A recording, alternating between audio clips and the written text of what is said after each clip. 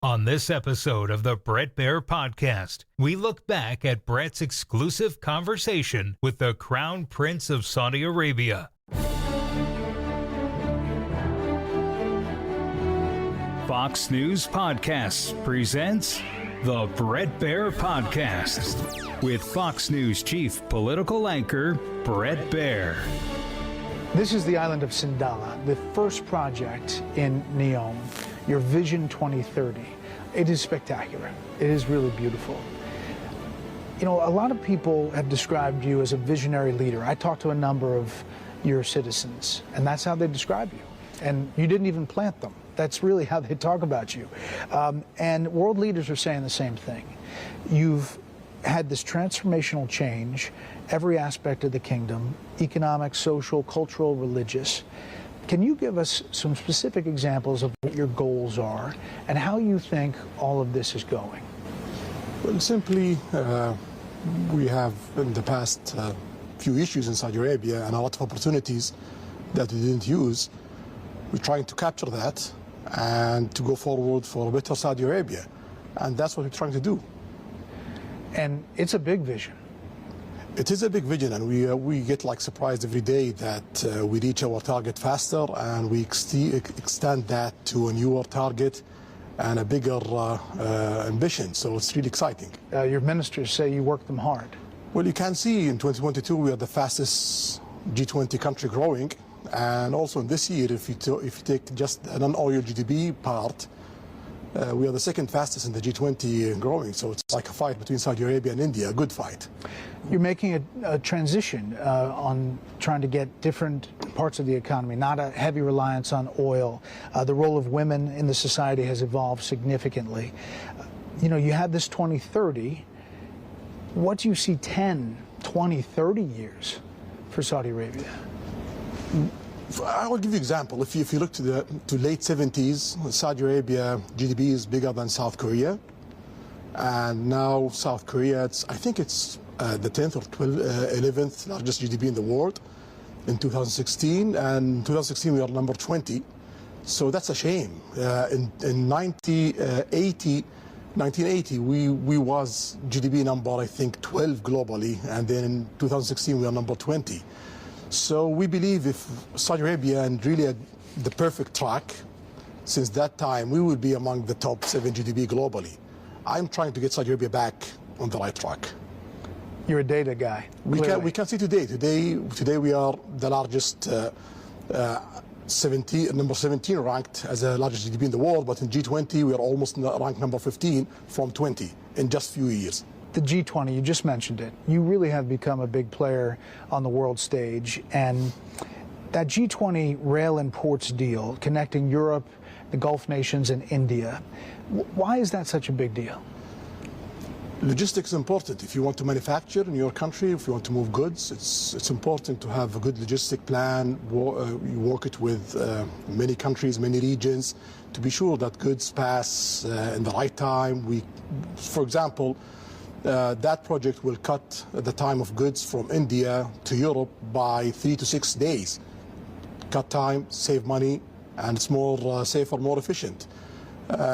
So why not? And it's not about only moving goods and railways and ports. It's also about linking grids, energy grids, data, cables, and other stuff will benefit Europe, Middle East, and also India. And most of these energy, all of these energy going to be a green energy that's going to be produced in the Middle East and being exported to Europe and India. So it's a big deal for us and for Europe and for India. Also mentioned in this deal is Israel. What would it take for you to agree to normalize relations with Israel? Well, there is approach from President Biden administration to get to that point. For us, the Palestinian issue is very important. We need to solve that part, and we have a good negotiations continue till now. We gotta see where it will go. We hope that it will reach a place that it will ease the life for the Palestinians and get Israel back, as a player in Middle East. There were reports that you had suspended talks. No, that's not true. Not true. So you think, if you were to characterize it, are you close? Every day we get closer. It seems it's for the first time a real one, serious. We're going to see how it goes. Can you make a deal with Israeli Prime Minister Benjamin Netanyahu? Is that somebody you can deal with? Well, in Saudi Arabia policy, we don't interfere of who's running each country, who's there. We work with him. Now we don't have a relation with Israel, but if Biden administration succeeded to make, I believe, the biggest historical deal since the end of the Cold War, then we're going to start a relationship, and that relationship going to be continuous regardless of who's running Israel. So, I mean, he's 73, you're 38, but you think maybe there's a chance that you could deal with him? If we have a breakthrough of reaching a deal that give the Palestinians their needs and make the region come, we're going to work with whoever's there. Not to go too far, but the concessions Israel would have to give the Palestinians, what would that look like? That's part of the negotiation. Okay. Yeah, I don't want to describe things because I want to see really a good life for the Palestinians. So I want just to continue the negotiation with the Biden administration to be sure. Well, on the U.S. side, would there be a defense pact maybe between the Saudi Arabia and the United States? And what would it look like? Article 5 in NATO? Yeah. First of all, we have some sort of that in the past 80 years. We are the biggest buyer from American armament manufacturing. I believe Saudi Arabia alone is bigger than the next 5 buyers from America. So Saudi Arabia is critical in your armament import economically. And we have a lot of security military ties that really strengthen the position of Saudi Arabia in Middle East and strengthening the position of America globally, especially in Middle East. You don't want that to be shifted. You don't want to see Saudi Arabia shifting their armament from America to other place. So that document, it will strengthen that. It will strengthen the interest of America, security interest, military interest, and also economic interest. And also it will save effort and headache from the Saudi side of not switching to other places. You know, there are many people who wonder why you first normalized relations with Iran, a longtime enemy who back in 2017 attacked your oil facilities, but yet not yet Israel. Can you explain that? Based on situation and politics, so we have a long fight with Iran since '79. We don't want to be that the norm in the Middle East. If there is opportunity to shift that and to go to prosperity and interest and working with Iran and working with the other Middle Eastern, bringing Iran to work with the Arab world, with the Middle East, why not? So the Iranian reached to the Iraqis in 2020. The Iraqis talk to us. They start to do that kind of negotiation. We have few obstacles. China come in, solve it, and then we have a good start. We hope that continues. We're trying our best, and also what we see from the Iranians, that they're taking this very seriously and they are doing their best. So we are investing in that. That's a big change, and clearly you can see outside the box on these deals. You know, you can look to that. Are you concerned, though, Iran gets a nuclear weapon, about them getting a nuclear weapon? Well, we are concerned of any country getting a nuclear weapon. That's a bad move, and you don't need to get a nuclear weapon because you cannot use it. Even if Iran gets a nuclear weapon, any country use a nuclear weapon, that means they are having a war with the rest of the world. The world cannot see another Hiroshima. If the world see 100,000 people dead, that means you are in a war with the rest of the world. So it's a useless effort to reach a nuclear weapon because you cannot use it. If you use it, you got to have a big fight with the rest of the world. If they get one, will you? If they get one, we have to get one for security reasons, for balancing power in the Middle East. But we don't want to see that. Yeah. It's just a big change. You know, a lot of the world experts are saying how you can isolate Iran and try to prevent them from doing what they have been doing. And then just the image of your Saudi team, football team, going to Tehran to play is just striking, right? Well, that's good. that's part of the movement, and we see very warm welcome from the Iranian side to the Saudi team. I believe Saudis take that very positively. Iran has been fighting this proxy war in Yemen against you. Just today, there were these high-level talks over the past 5 days with the Houthi rebels inside the kingdom, and the quote from your people is that it was positive. Secretary of State Blinken said that this is a time of opportunity. Do you think it is? Yeah, definitely.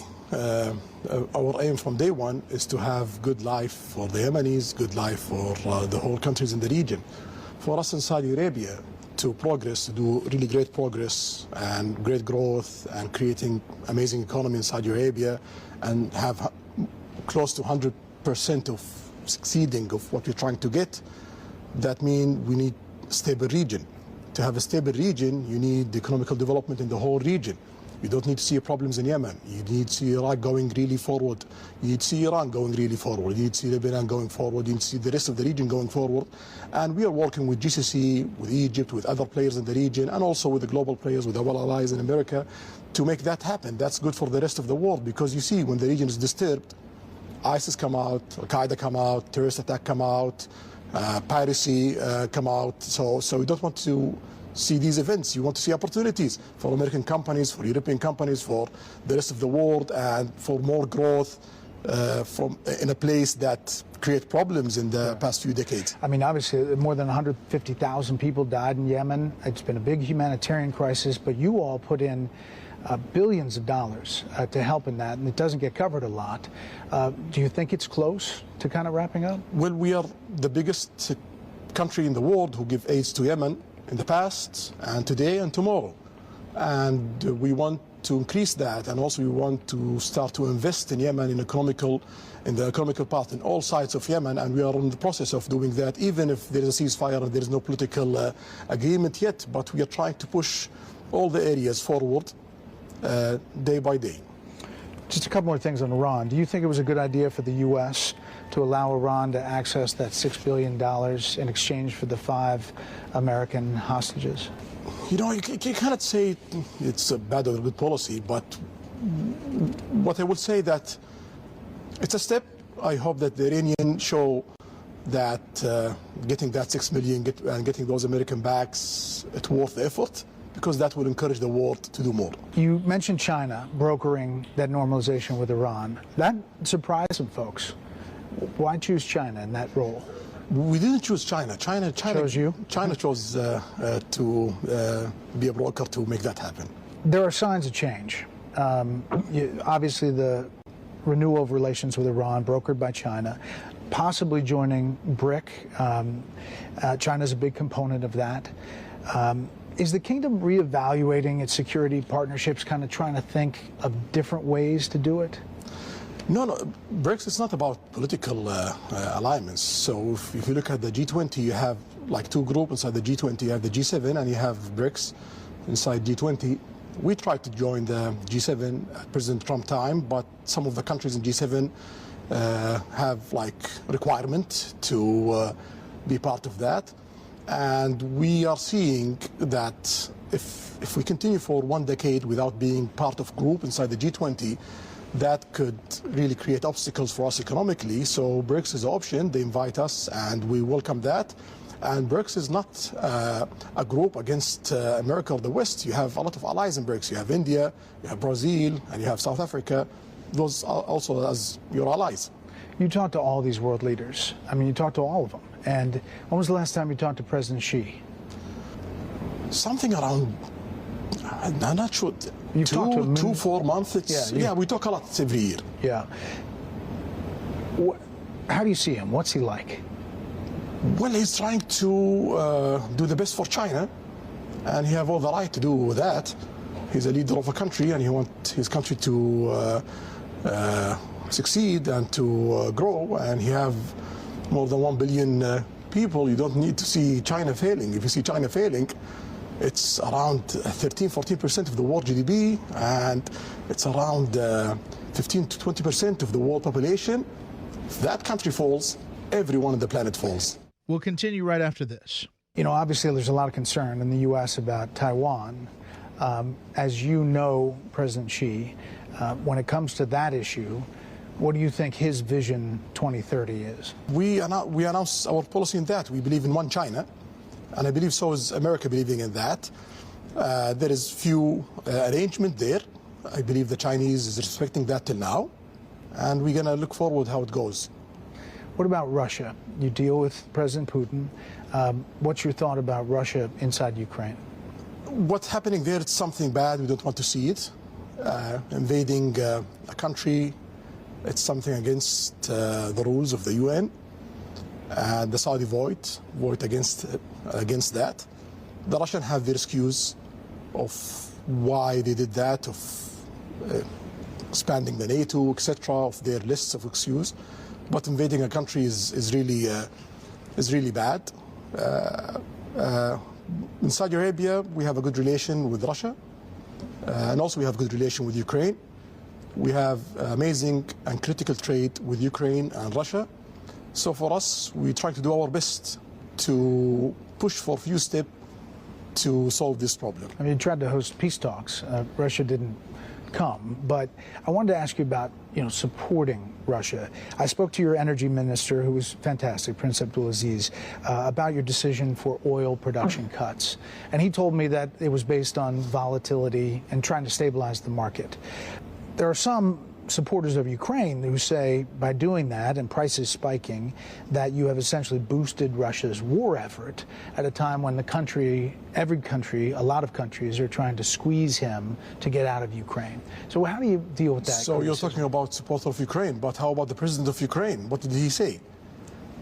He said totally something against that. He says Saudi Arabia is supporting Ukraine, supporting to solve the problem between Ukraine and Russia and trying to be a mediator to help in that area. And if we are doing a deal in OPEC Plus country to support Russia, Iran is part of the OPEC Plus country, and at that time Iran was our enemy. We don't have that alliance that we have today. So are we supporting Iran at that time? That doesn't make any sense. For us in Saudi Arabia, we just watch supply, demand. If there is shortage of supply, our role in OPEC Plus is to fill that shortage. If there is oversupply, our role in OPEC Plus to measure that for the stability of the market. So it doesn't have anything other than that? No, it's purely about demand supply. It is coming up on the 5-year anniversary of the brutal murder of journalist Jamal Khashoggi in your consulate in Turkey.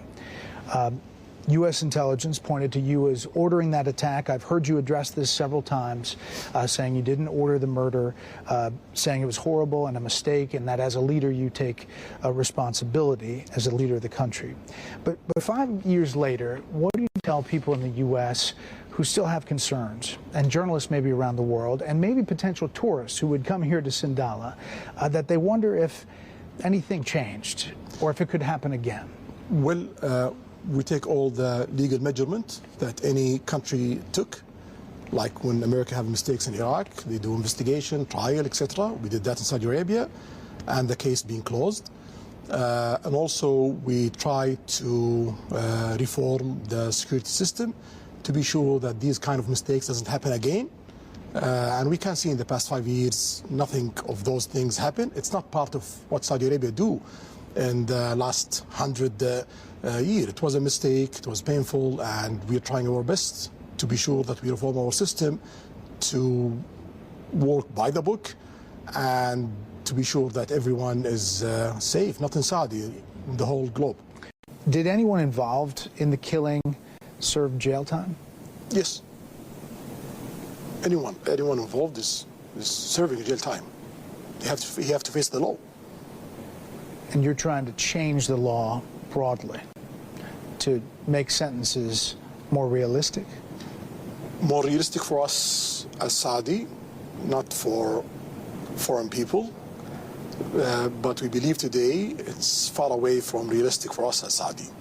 So we are not proud of all of our laws in Saudi Arabia. There was this AP, Associated Press article that just came out a couple weeks ago with the headline that said, Saudi man receives death penalty for posts online, latest case in wide-ranging crackdown on dissent. I guess dealing with his posts on X, formerly Twitter. So one, is that true? And two, are you changing that aspect? Yeah, shamefully it's true. It's something I don't like. Can't you change that? We are doing our best to do that. We already add a few laws. We changed tens of laws in Saudi Arabia, and the list have more than 1,000 items. And in the cabinet, I have only 150 lawyers. So I'm trying to prioritize the change day by day. But we are not happy with that. We are ashamed of that. But the judicial system have to follow the laws, and I cannot tell the judge that do that and ignore the law, because that's against the rule of law. But do we have bad laws? Yes. Are we changing that? Yes. Do you think that guy's going to get killed for the post? Well, I believe there's few steps in the trials. I'm hoping that in the next phase of trials, the judge there is more experienced and they might look at it totally different. Recently in the U.S., we remembered the 22nd anniversary of the 9/11 attacks. As you know, 15 of the 19 hijackers were Saudis. And the 9/11 victims' families, they make their feelings clear, especially around the anniversary, that they believe there's intelligence that somehow links the Saudi government to supporting or facilitating those hijackers. What do you say to those 9/11 families 22 years later? Well, I'm very sorry that anyone lose any one of his family. No one wants to lose his family, especially in a way like that. Yes, there's 15 Saudi in that being planned by Osama bin Laden. That's well known. Osama bin Laden being planned also a lot of attacks in Saudi Arabia. So it doesn't make any sense that we work with the guy who's doing terrorist attack in Saudi Arabia in the 90s, and after that, and killing Saudis and foreign people at that time in Saudi Arabia. He's our enemy and he's the American enemy. The main attempt for Osama bin Laden, and that's by the reports, the main attempt of Osama bin Laden is to recruit as much as he can, Saudis, to be sure that he create a problem between America and Saudi Arabia. So if people in America fall to that, that means Osama bin Laden succeed in his plan. You're credited with going after extremists, jihadi extremism in the country. Is that still happening? The country was conservative before, and it's not only Saudi Arabia was conservative, even America was conservative before. Time change, and reforms comes, and that's what's happening in Saudi Arabia. After the Khashoggi killing, President Biden called Saudi a pariah nation. Then he visited here and he had the closed fist, the fist pump. Then it's an open hand recently at the G20 with a handshake and a smile, thanking you for your leadership. It's fair to say the U.S. relationship with Saudi is complicated. How would you describe your current relationship with President Biden? The only thing that doesn't change in politics, that is changing. So always you change your politics that serve your goals as a nation. We have today great work with President Biden. We are working in the big network that we're building between India, Saudi Arabia, Europe. We are working with peace arrangement with Israel and Palestine. We have the longest ceasefire in Yemen, and there is a lot of good progress to create political solution, and we have a lot of work in security, stability in the region, also beyond in Ukraine.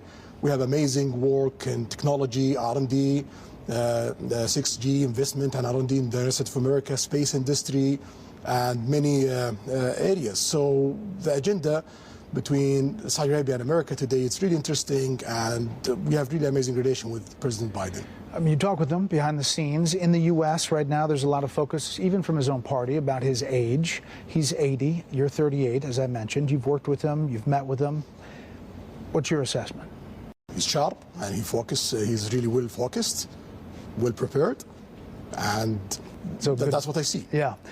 Are you following American politics closely? Do you? Sometime, but you don't have a lot of time. Most of it, I try to follow what's really affecting Saudi Arabia, but I follow sometime American politics. Is it hard to deal with the U.S. when the administrations change every 4 to 8 years and maybe foreign policy changes? Well, sometime, changes in any countries always create, like, let's say, a period of negotiation. So we are used to that. And any administration change in America, we start to talk, we start to negotiate what we have together, what kind of obstacles we have in that relation, and what kind of new opportunity that we should work on it. And then we reach a point that we have this plan to work in the next few years. You had a good relationship with former President Trump, then president, and his administration. You know, there's several investigations right now with President Biden and his son Hunter, the money he took in from a company in Ukraine and from China, and whether that had an impact either directly to President Biden or on his decisions that he made. In the Trump administration, you had a really close relationship with the president's senior advisor and son-in-law, Jared Kushner. After he left, Saudi fund made reportedly a $2 billion investment in Jared's new fund he was launching and managing. Do you think that sends the wrong message, even if there wasn't a tit for tat, I'll give you this and you get that? We look to opportunities and investment. We have investment, a lot of investment around the globe with a lot of peoples and with economical opportunity. So if Trump becomes president again, you'll leave the $2 billion with Jared Kushner? It's a commitment that PIF have, and when PIF have commitment with any investor around the globe, keep it. Would it affect your decisions with a new Trump administration with that sitting there? Well, Saudi Arabia is so big, so I'm quite sure mostly any person around the world, directly or indirectly, you have something to do with Saudi Arabia. So if that can affect President Trump decision, if he become a president, that means that it's gonna affect every president in the world and every person in the world decision, because directly or indirectly, he have some sort of interest or something to do with Saudi Arabia. Well, there you go. The other question I wanted to ask you is, you're a sports fan. Yes, definitely. Where were you when Saudi beat Argentina in the World Cup, and what was your reaction? I was with my family, my brothers, their wives, their kids, watching the game. And actually, we just want to get out from this game with no humiliation. We get surprised. I mean, it fired up people here. I talked to a ton of them, and they were really excited. Do you think football, soccer in the U.S., is changing the dynamic here, that it's almost another national identity? Well, when we want to diversify our economy, you have to work in all sectors. Mining, infrastructure, manufacturing, transportation, logistics, all the list. And part of it is tourism. And if you want to have tourism, you need to develop your culture sector, your entertainment sector, and your sports sectors, because you need to create a calendar. And we can see tourism used to participate in Saudi Arabia GDP by 3%. Today it's 7%. Sport, it used to participate in Saudi GDP by 0.4%. Today it's 1.5%. So it's economical growth, it's jobs, it's a calendar, it's entertainment, it's tourism. And you can see we are now ranked #1 in Middle East. 6 years ago, we are not even in the top 10 list in Middle East. And we are now, in 2022, we are number 10th of global visit globally. So that's a really great success. We are aiming to get above 100 million visits in 2030, maybe 150. Last year, we reached almost 40 million visits from Saudi Arabia and globally. So it seems that we are going there. Yeah. Your tourism minister says you keep on setting a new goal. Because we reached the goal that we set very fast. Yeah. You are spending a ton on sports, a lot of money. Big names that people are very familiar with, big teams, big facilities. What do you say to the people who charge that that's part of sports washing, that you're trying to use all of that to somehow improve or somehow affect your image in the world? Well, if it's sport washing going to increase my GDP by 1%, and then I will continue doing sport washing. You're okay with that term? I don't care. I have 1% growth of GDP from sport, and I'm aiming for another 1.5%. Call it whatever you want. We're going to get that 1.5%. Are you a golfer? I'm a beginner, not good. So you don't have a lot of time to practice. That's part of it, but I'm trying to do my best. What do you make of live golf and possibly this merging with the PGA? Well, that's a game changer for the golf industry.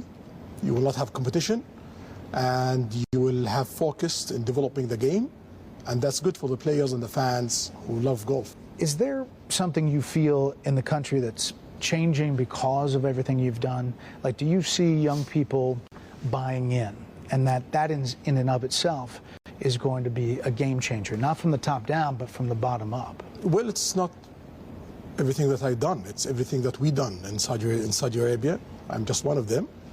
And if the people doesn't buy in, it will not work. So first rule, people have to believe in it, and everyone have to push to make all the progress that we are having in Saudi Arabia, and it seems it's going really well. We are the fastest growing country in the planet, and we have the most ambitious projects in all sectors. So we are the fastest in each industry in the planet.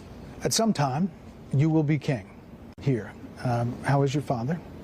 He's 88-year-old. He's in a good health. I hope a long life and healthy life for him. Inshallah. Sure.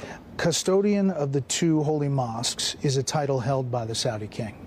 And it's a really serious responsibility, always well understood in the U.S. Could you say something for our viewers about the obligation that implies for the Saudi king, how big a deal that is in the broader Islam?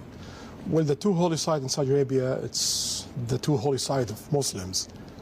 Mecca, you have Kaaba, which they face 5 times a day, and they have to visit 1 time life. And you're talking about almost 2 billion people in the planet. And in Medina, you have the grave of the Prophet. So the duty of any king of Saudi Arabia and the duty of all Saudi peoples to serve those 2 places and to serve the visitors of those places. And I believe we did a wonderful job in that area. Thank you for answering all of these questions. I just spent the past 3 days here, and I've visited here many, many times before.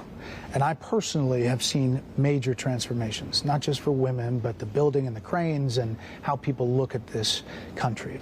For people on the outside looking at this, what would you tell them?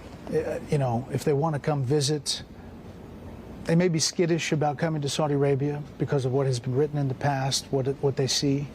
What would you tell them?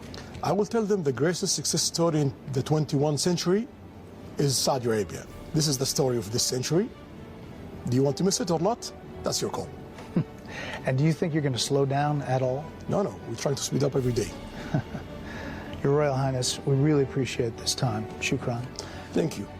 Listen ad-free with a Fox News Podcast Plus subscription on Apple Podcasts, and Amazon Prime members can listen to this show ad-free on the Amazon Music app.